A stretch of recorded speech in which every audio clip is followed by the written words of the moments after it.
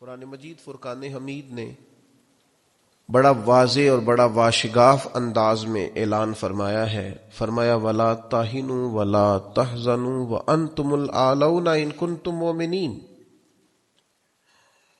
نہ تم نے گھبرانا ہے، نہ غم زدہ ہونا ہے، غالب تم ہی آؤ گے.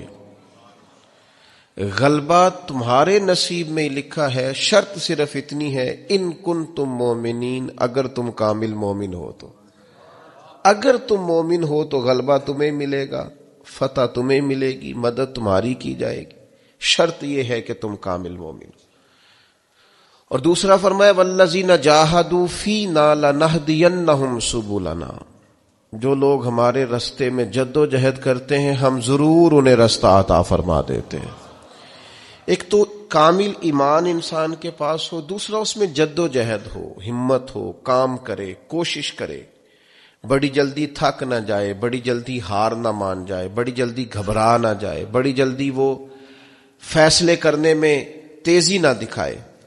اس کے مزاج کے اندر جد و جہد ہو، کوشش ہو، تو یہ چیز اللہ تعالیٰ کی مدد اس کے شامل حال کرے گی. تیسری بات جس سے اللہ کی مدد انسان کو ملتی ہے وہ اخلاص ہے. جو لوگ ریاکاری کر رہے ہوتے ہیں وہ تو دولت اور شہرت کے رستے پہ ہوتے ہیں، اقتدار کے رستے پہ ہوتے ہیں، راہ خدا پہ تو ہوتے ہی نہیں. تو راہ خدا پہ جو لوگ ہوتے ہیں انہیں مدد نصیب ہوتی ہے. اس کے لیے اپنی نیتوں اور اپنے ارادوں کو ٹھیک رکھنا، اپنی نیتوں کا وضو رکھنا بڑا ضروری ہوتا ہے. جن لوگوں کے اندر اخلاص ہوتا ہے انہیں اللہ کی مدد ملتی ہے. جو ریاکار ہوتے ہیں، تصنع بناوٹ والے ہوتے ہیں، وہ تو صرف ماحول کے اندر اپنے حق میں رائے قائم کرنا چاہتے ہیں، ان کو مدد الہی کیسے ملے گی؟ چوتھی بات یہ ہے کہ مدد ملتی ہے نماز پڑھنے سے، اور مدد ملتی ہے صبر کرنے سے. جلد بازوں کو، بے صبروں کو، کم ہمتوں کو مدد نہیں ملتی.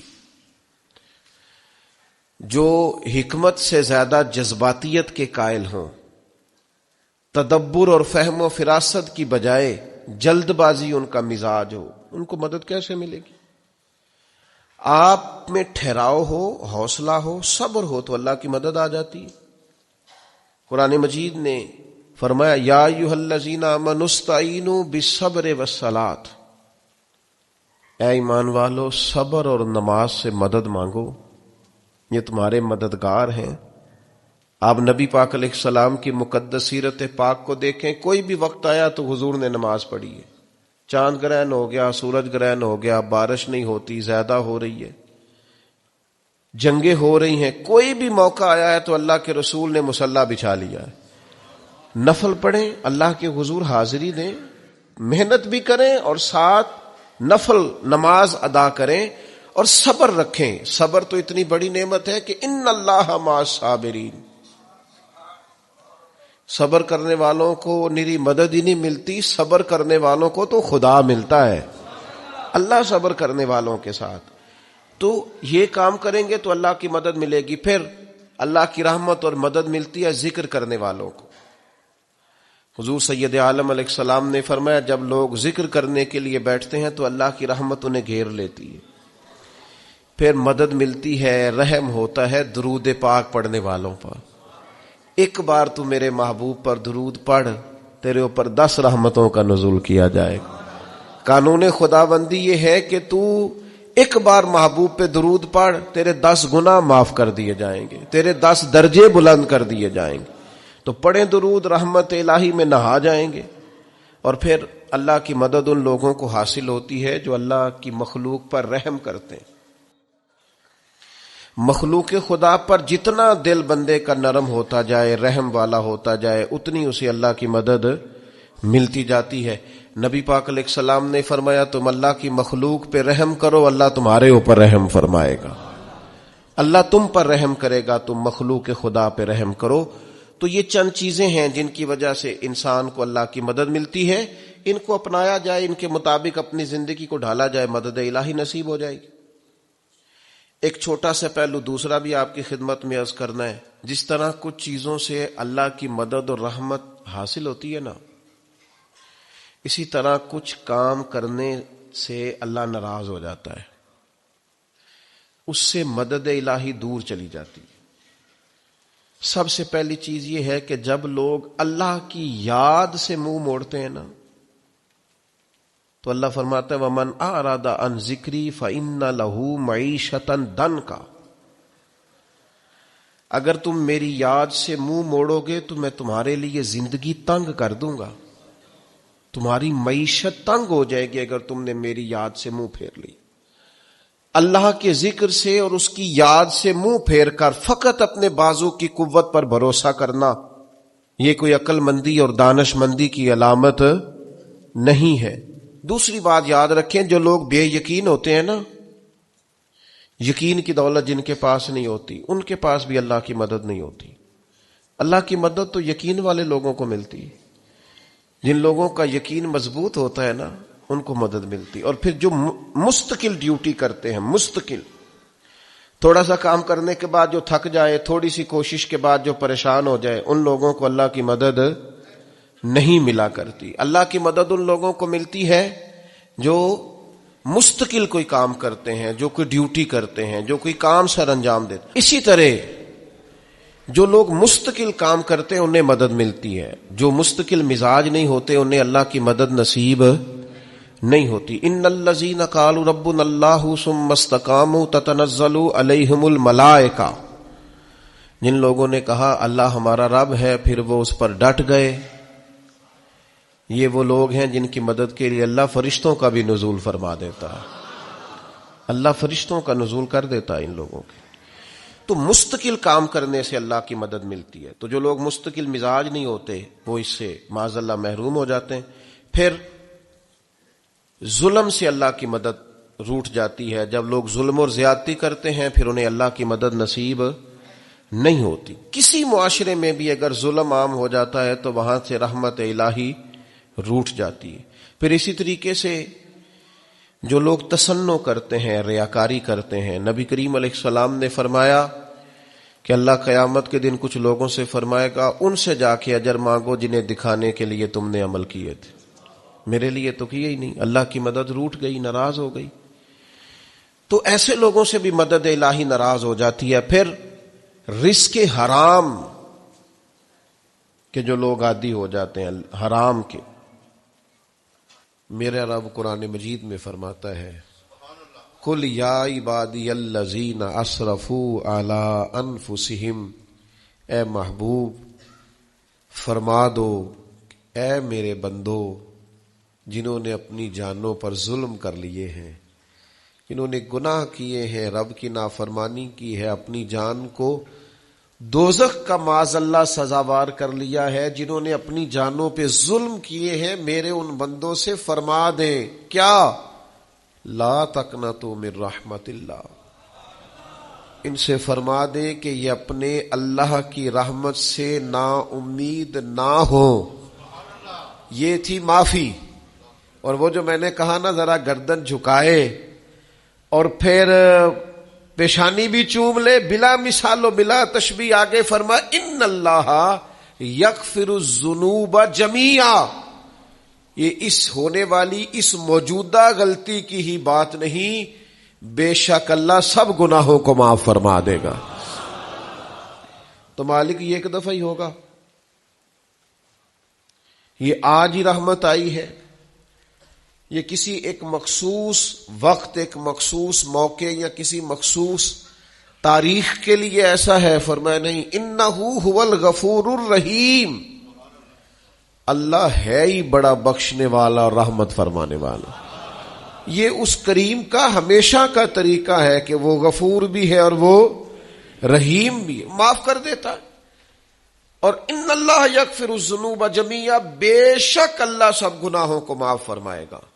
مجھے بتائیے، ہانپتے کانپتے لرزتے سہمے ڈرتے کب کبھی وجود پہ طاری ہوئی بندے میدان محشر میں جمع ہو، انہوں نے خبر ہو کہ ڈائری تو کھل گئی، آڈیو ویڈیو تو چل گئی، پتہ تو سارا آ گیا، فرشتے دفتر اعمال لے کر پہنچ گئے، چھوٹی سی چھوٹی ذرے کے برابر بھی کوتاہی تو یہاں تک آ گئی، بندہ ڈرے کانپے اور اچانک آواز کرم آئے، ان اللہ یغفر الذنوب جمیعا، بے شک اللہ سارے گناہوں کو معاف فرمانے والا ہے۔ تو کیفیت کیا ہے، انداز کیا ہے؟ اس وقت انسان کے دل کو جو تسلی ہوتی ہے وہ تسلی کیا؟ ان اللہ یغفر الذنوب جمیعا، بے شک اللہ سب گناہوں کو بخش دیتا ہے۔ دوستو، شدید بے سکون، بے چین، مضطرب، الجھے خیالات، سخت بیمار، سخت کمزور، مالی مشکلات کا شکار لوگ، جسمانی بیماریوں سے لڑنے والے لوگ، اور رشتہ داروں اور احباب اور ان کی بے وفائیوں کا شکوہ کرنے والے لوگ، اگر ان ساری تکلیفوں سے نکلنا چاہیں تو حل ایک ہی ہے، ادھر ادھر نہ دیکھیں، اپنے رب کی رحمت کی طرف دیکھیں، اپنے کریم مالک کے کرم پر توجہ کریں، اور یہ ذہن بنائیں کہ کتنا بھی بیمار ہو، جب رب شفا دینا چاہے کوئی کتنا۔ اور پھر حضور نے ایک بات ارشاد کی، کچھ باتیں ایسی ہیں جن کو بیان کرتے ہوئے نا گہرائیاں ساری ختم ہو جاتی ہیں کہ اس سے زیادہ گہری بات کیا ہو سکتی، رعنائیاں اور رنگ سارے مان پڑ جاتے ہیں کہ اب اس میں جلوے اور کتنے بھرے جا سکتے تھے۔ ساری انسان کی سوچیں اور وسعتیں اچانک سمٹنے لگتی ہے کہ یار اتنی بڑی بات، یہ ذرا انداز دیکھیے حضور کا بیان کرنے کا۔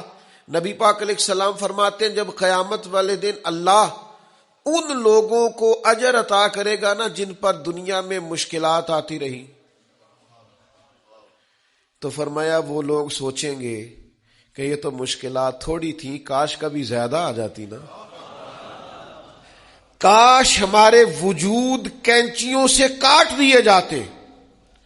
وہ لوگ سوچیں گے، اور وہ بھی سوچیں گے جن پر مشکلات نہیں آئی تھی کہ کاش کبھی ہم بھی اس چکی سے پس کے آتے نا۔ اس سے زیادہ بھی کوئی اجر ہو سکتا ہے کہ رب کہتا ہے ان اللہ مع الصابرین، جو مصیبت پہ صبر کر دے اللہ اس کے ساتھ ہے۔ معیت الہی اس شخص کو نصیب ہو رہی، رحمت خداوندی سے کبھی نظر نہ ہٹائیں۔ آتی رہتی ہیں مشکلات، آتے رہتے ہیں دکھ، ہو جاتی ہیں غلطیاں، کمزور ہے انسان، کر بیٹھتا ہے گناہ بھی، لیکن ایک گناہ میرا ماں پیو ویکھے،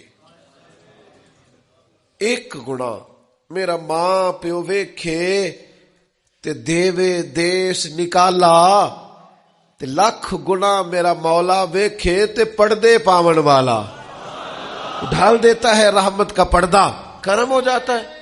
رحمت الہی سے کبھی توجہ نہ ہٹے، اپنے دل کو ٹھنڈا رکھنے کے لیے، طبیعت کو سکون میں رکھنے کے لیے رحمت۔ حضور علیہ السلام فرماتے ہیں بندے سے غلطی ہو جاتی ہے، پھر وہ اللہ کی بارگاہ میں توبہ کرتا ہے تو رب فرشتوں سے فرماتا ہے میرے بندے کو پتا ہے کہ میرے علاوہ معاف کرنے والا کوئی نہیں، تو دیکھو نا وہ آ گیا ہے۔ تو فرشتے اپنے مالک کی بات کی طرف متوجہ ہوتے ہیں تو رب فرماتے ہیں گواہ ہو جاؤ میں نے اسے معاف کر دیا ہے۔ حضور فرماتے ہیں اس بندے سے پھر غلطی ہو جاتی ہے، وہ پھر عرض کرتا ہے مالک بھول گیا تھا، غلطی ہو گئی، خطا ہو گئی، گناہ ہو گیا، تو اللہ فرماتا دیکھا نا میرے بندے کو پتا ہے میرے سوا معاف کرنے والا کوئی نہیں، تو جاؤ گواہ ہو جاؤ میں نے معاف کر دیا ہے۔ حضور فرماتے تیسری بار پھر غلطی ہو جاتی ہے، یہ پھر آ جاتا ہے، تسی تے میں دسو ہاں جڑا 3 واری آوے او دا علاج کی ہے؟ اسی کہنے ہیں تو باز آنا، کہنے ہیں کہ نہیں، تو نے ٹھیک ہونا، تو نہیں ٹھیک ہو سکتا، تو نے نہیں باز آنا، تیرا علاج اب جا، اب دوڑ جا، تیرا کوئی حل نہیں۔ حضور فرماتے 6 بار آ گیا، تیسری بار آ کے کہتا اللہ معاف کر دے، تو اللہ کہتا ہے پتہ نا میرے بندے کو میرے علاوہ معاف کرنے والا کوئی نہیں، گواہ ہو جاؤ میں نے اسے معاف کر دیا۔ گویا وہ جب جب آتا رہتا ہے رب تب تب اسے معاف فرماتا رہتا ہے۔ رحمت داد دریا الہی، یہ درویشوں نے جو باتیں کی ہیں بڑی سوچ سمجھ کے کی۔ رحمت داد دریا الہی ہر دم، رحمت دا دریا الہی ہر دم وگدا ہے۔ میں نے اگلا شعر نہیں پڑھنا، اتنا ہی میں ایک مصرے پہ بات کرنی ہے صرف۔ رحمت دا دریا الہی اگلا مصرع نہیں کہنا. اس کا معنی کیا ہے سمجھو. درویش کہتے ہیں ایسا نہیں ہوتا کہ کبھی کبھی رحمت ملتی ہے, ہر دم وقت ہے تیرا. رحمت دا دریا الہی ہر دم ہر دم دم دم ہر دم وقت ہے تیرا. بس جے وچوں ایک قطرہ بخشے نا مینوں بھی تے کام بن جاندا ہی. دم دم ہر دم سے بندے کو اللہ کی رحمت ملتی ہے. ہر وقت کرم ہوتا ہے, ہر وقت. اس کے لیے تو نہ کسی جگہ کی پابندی ہے, نہ وقت کی پابندی ہے, نہ یہ ہے کہ وہ اس وقت میسر ہے اور معاذ اللہ اس وقت میسر نہیں. نہ اسے اونگ آتی ہے نہ نیند آتی ہے. صبح بھی کرم شام بھی کرم. وہ ہر وقت رحم ہی رحم فرماتا ہے. اور حضور فرماتے ہیں جب اس نے مخلوق بنائی تھی نا, اسی وقت اس نے اپنے عرش پہ لکھ دیا تھا لوگوں میرا غضب زیادہ نہیں میری رحمت ہی زیادہ ہے. جس نے بنانے سے پہلے کہا تھا بنانے سے کروں شکر کتنا اور فخر کتنا کروں, تیرے کرم نے مجھے فائز المرام کیا اور بنا کے سید عالم کا امتی مجھ کو گناہ سے پہلے ہی بخشش کا انتظام کیا. جب حضور کا امتی بنایا تھا نا تو گناہ تو بعد میں کرنے تھے نا, امتی بنا کے بخشش کا بندوبست پہلے کر دیا ہے.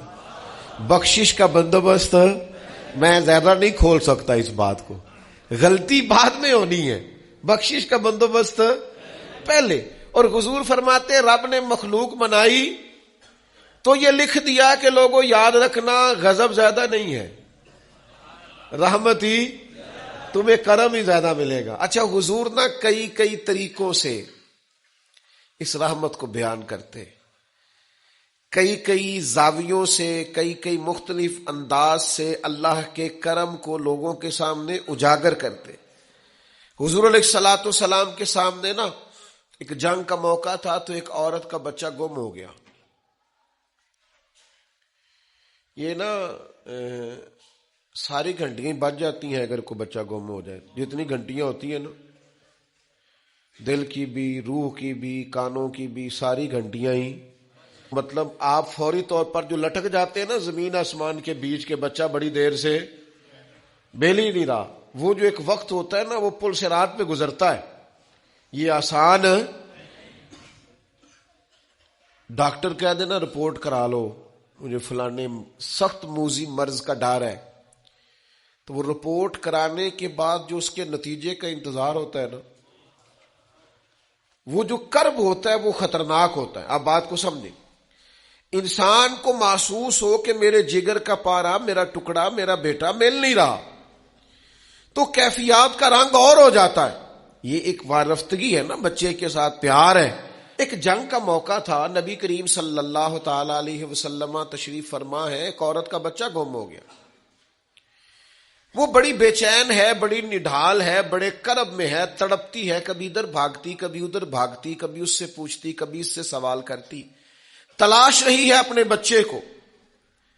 تو یہ سارا منظر, یہ ساری تصویر لوگوں کی آنکھوں کے سامنے, تو اس کرب کو ہر شخص محسوس کر رہا تھا, اس کی کیفیت کو ہر آدمی اپنی آنکھوں سے دیکھ رہا تھا.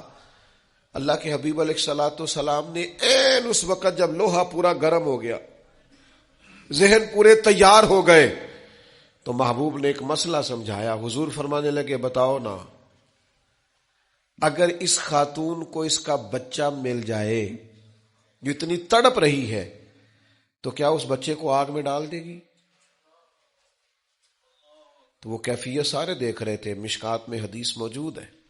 عرض کی یا رسول اللہ, سوال ہی نہیں پیدا ہوتا. اس کا جو درد ہے, اس کی جو تڑپ ہے, اس کی جو کیفیت ہے, وہ تو کچھ اور پتہ دیتی ہے. تھوڑی دیر کے لیے بچھڑ گیا ہے تو اتنی تکلیف میں ہے, تو کجا یہ کہ وہ آگ میں جلا دے. جب ذہن یہاں تک تیار ہو گئے, لوگوں کا ذہن یہاں تک تیار ہو گیا, تو اب میرے کریم محبوب کی آنکھوں میں آنسو آئے. اب حضور نے رحمت الہی کا جھونکا لوگوں کو دیا. کریم فرمانے لگے جتنا یہ اپنے بچے سے پیار کرتی ہے نا, رب کریم اس سے بڑھ کر اپنے بندے سے محبت فرماتا.